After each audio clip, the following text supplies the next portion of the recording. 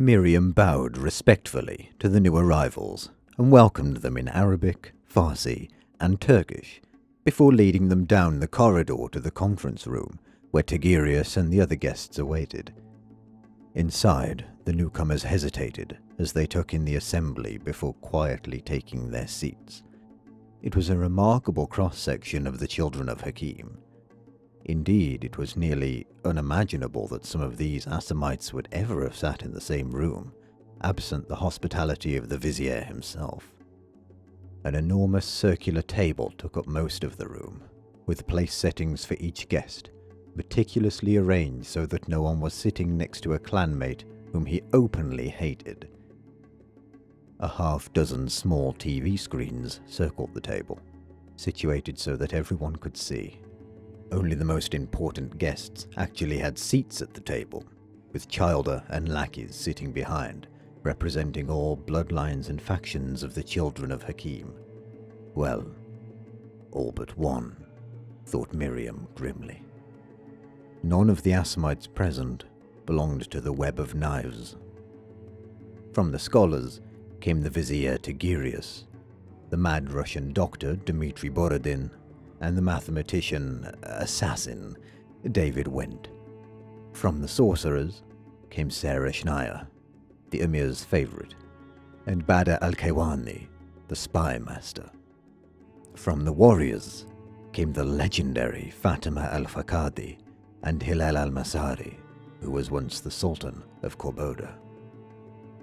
Behind each one of those luminaries sat other, less infamous but still notable Assamites.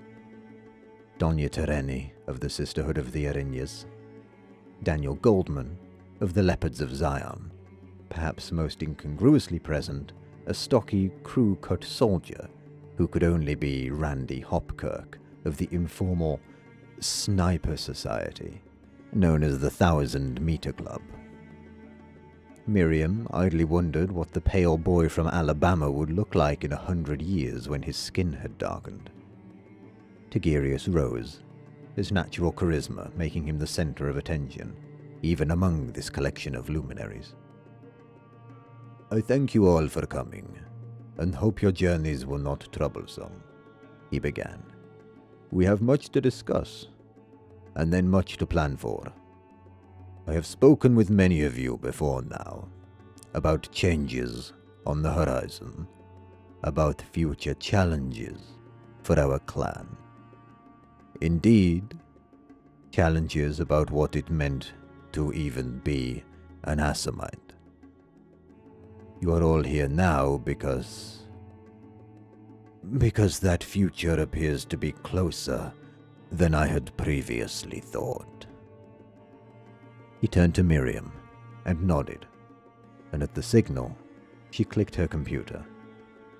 Each of the TV screens flickered on, showing video footage of an elderly Arabic woman who seemed to be in the throes of a drug high.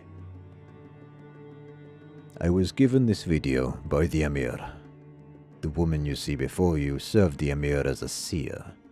By all accounts, she is, or rather was, a gifted prophetess, whose visions have always been completely reliable. This is her final prophecy." As the video continued, the old woman's eyes rolled back up into her head, and she began to speak. "He is coming.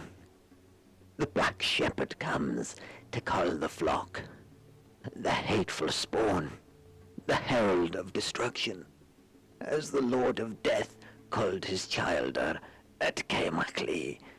The Black Shepherd shall cull the children at Alamut."